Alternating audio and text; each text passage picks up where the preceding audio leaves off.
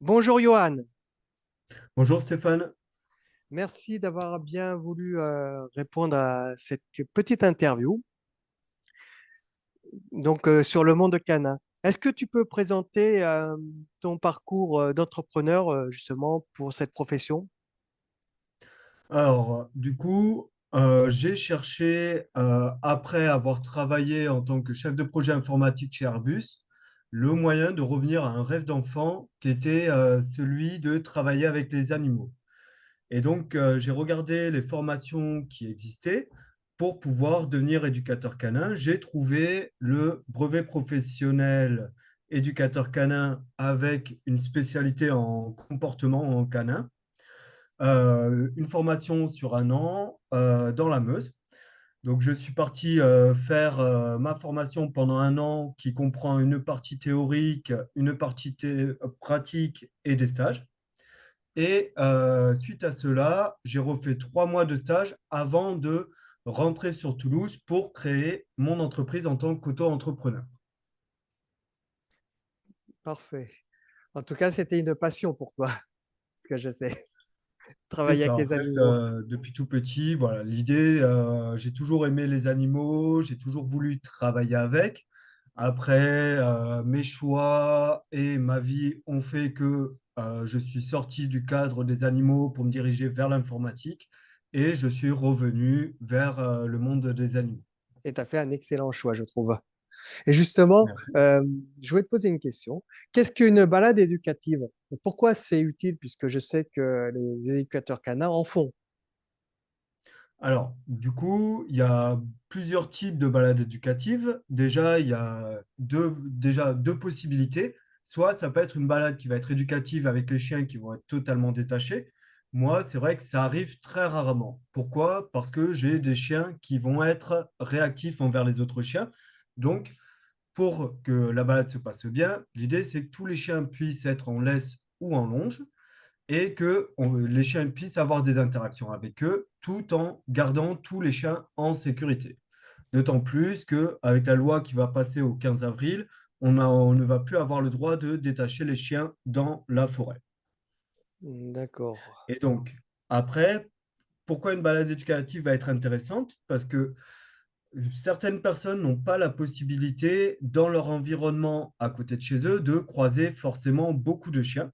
Donc, ça va permettre une sociabilisation des chiens entre eux, mais aussi une sociabilisation des chiens avec l'humain et le fait de pouvoir aussi, on va parler de mimétisme entre les chiens. Pour des chiens qui fonctionnent pas forcément très très bien en balade, ils vont pouvoir se calquer sur d'autres chiens. Et le fait d'être encadré par un éducateur canin, ça permet à mes clients de recevoir des conseils lors de la balade. Après, bien sûr, ça reste une balade dans laquelle on peut faire un ou plusieurs petits exercices, mais ce n'est pas un cours, ça reste vraiment le principe d'une balade. En tout cas, c'est une très belle initiative, je trouve, de faire Merci. ces petites promenades. Ça permet pour tous les chiens, pour tous les gens. Je trouve que c'est bien. C'est quelque chose qui est utile, hein, même entre chiens, moi, je trouve. Justement, aujourd'hui, qu'est-ce qu'il faut pour réussir, pour devenir éducateur canin? Alors déjà, il y a plusieurs choses. La première, ça va être d'être capable, même si on reste seulement, entre guillemets, auto-entrepreneur, de gérer une entreprise. Parce qu'il faut gérer par rapport aux dépenses, par rapport aux différents frais, mais aussi la paye qu'on va se verser tous les mois en fonction du chiffre d'affaires. Parce que le chiffre d'affaires ne représente pas la réalité de ce qu'on se verse Oui, soi-même. Après, au niveau des chiens et des clients, ce qui va être le plus important, ça va être d'être capable de s'adapter, d'avoir plusieurs cordes à son arc pour pouvoir faire le meilleur travail possible. Parce que aussi bien on travaille avec le chien, aussi bien on travaille encore plus avec l'humain qu'avec le chien. Et donc, à partir du moment où on travaille sur de l'être vivant, c'est l'adaptabilité qui va être le plus important pour pouvoir faire le travail le plus efficace possible.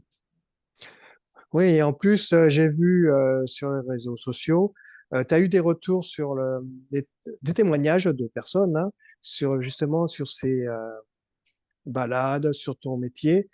Et ils étaient tous vraiment très enchantés. Et surtout, il y avait beaucoup de bienveillance aussi. Sur les Tout à fait. témoignages que j'ai lus, et c'est vrai que je le confirme, ça. Et Merci ensuite, beaucoup. il y a beaucoup de gens qui se posent une question. Je sais que ça dépend de chacun, mais est-ce que tu aurais trois conseils pour choisir son chien? Alors, pour choisir son chien, déjà, la première chose, faut pas se dire, je suis dans l'appartement, je ne peux pas avoir de chien. C'est totalement faux. Ça va être, pour choisir son chien, il faut se renseigner déjà sur la race ou le type de chien, si on souhaite ne pas forcément partir sur un chien pure race. Et après, ça va être par rapport à nous, notre rythme de vie, les choix qu'on va faire. C'est sûr que si on est quelqu'un qui ne va pas faire des grandes balades, sortir beaucoup, etc., on va prendre plutôt un type de chien qui ne va pas nécessiter forcément des balades très importantes et énormément de dépenses. Après, il y a des chiens qui vont savoir s'adapter. Aussi bien, on trouve des Malinois de canapé qui clairement ne vont pas vouloir faire des grandes balades en permanence. C'est pas le cas le plus répandu, mais après, ce qu'il faut, j'ai envie de dire, faut prendre un chien qui va nous plaire, qui va nous correspondre, mais tout en ayant connaissance des besoins du chien, parce que ce qui fait la réussite de l'éducation et du bien-être du chien, c'est vraiment le fait de répondre à tous les besoins du chien. Donc, quelle que soit la race ou le type de chien, tous les chiens ont des besoins auxquels il faut pouvoir répondre, que ce soit dépenses physiques, dépenses psychologiques, les besoins de dépenses masticatoires, les besoins d'interaction avec l'humain, d'interaction avec les autres chiens. C'est pas parce qu'on a un jardin que du coup le chien va être bien, parce que en ayant un jardin, il faut balader le chien autant que si on vit en appartement sans jardin. Merci. De plus, je sais que tu fais des démonstrations en vidéo et on en voit souvent aussi sur TikTok. Pourquoi tu as choisi TikTok ou Facebook comme réseaux sociaux? Alors, sur les réseaux sociaux, en fait, j'ai choisi d'être présent sur les réseaux sociaux qui vont me permettre d'avoir le plus de visibilité. Après, c'est surtout les vidéos que je mets, ça va être surtout les balades collectives. Je fais très peu de vidéos de démonstration en tant que telles. Ça, il y a des éducateurs canins qui se sont formés pour pouvoir faire des vidéos qui vont être professionnelles, ce qui n'est pas mon cas, ce n'est même pas Ouais. un désir de faire ces vidéos-là. Mais d'être présent sur les réseaux sociaux, ça permet d'avoir une visibilité accrue et du coup d'avoir plus de contacts et de pouvoir tenir au courant la communauté autour de l'entreprise lorsque l'on va faire des balades collectives ou autres événements. Et justement, quand tu as participé à un salon professionnel il n'y a pas longtemps, on a vu un extrait avec ton chien et j'ai trouvé que c'était très très bien parce que je crois que tu lui faisais faire le rappel. C'est ça, voilà. J'ai été invité au salon Zoomania en septembre.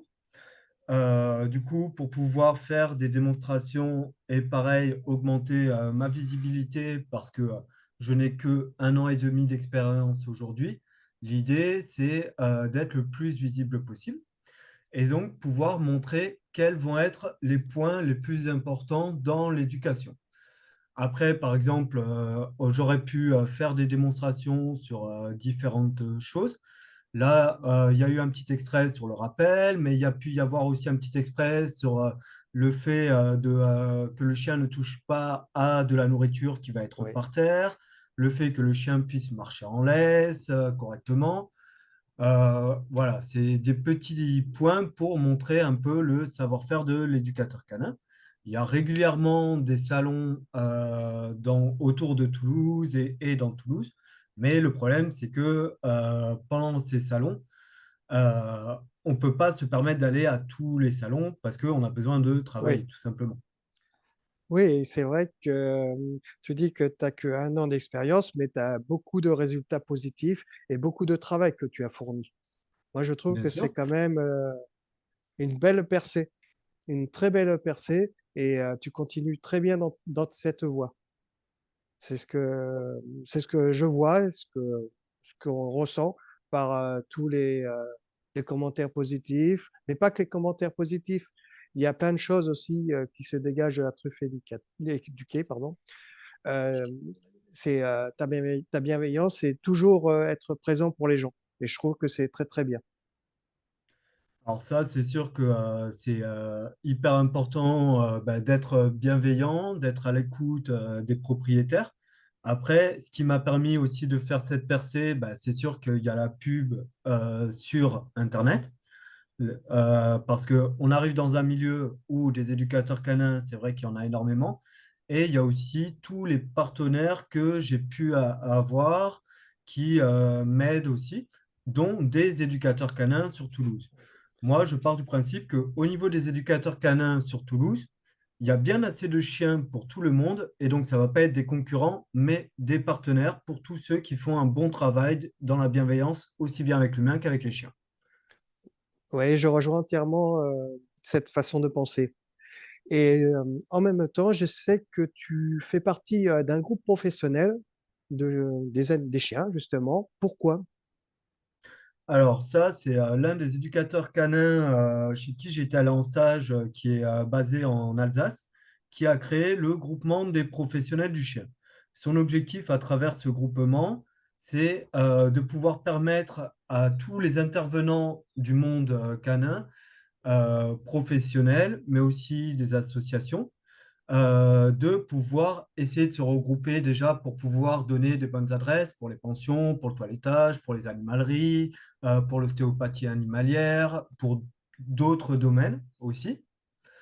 Pareil, pour pouvoir permettre une cohésion et une force, parce que aujourd'hui, il y a des géants, moi j'appelle ça les géants, tels que Max ISO, etc. Oui. Nous, en tant qu'éducateurs canins, lorsque nous avons un espace boutique, nous n'avons pas les mêmes tarifs à l'achat que toutes ces entreprises-là. Et donc, de se regrouper, ça permet d'avoir des tarifs aussi préférentiels. Merci pour toutes ces réponses, Johan. Si vous voulez donner à votre chien de bonnes habitudes, si vous voulez apprendre de nouvelles choses en promenade éducative, ce que je vous conseille, c'est d'aller voir Johan, la truffe éduquée qu'on retrouve sur les réseaux sociaux. Donc, je vais le mettre en lien également. Voilà. En tout cas, merci beaucoup pour ce temps que tu as pris pour répondre à ces questions et pour voilà. Voilà ce que. Merci beaucoup en tout cas, Johan. Mais avec grand plaisir, Stéphane, il n'y a aucun problème. Je reste à ta disposition si tu as besoin. Merci beaucoup et je te dis à très bientôt. Merci, à très bientôt. Au revoir. Au revoir.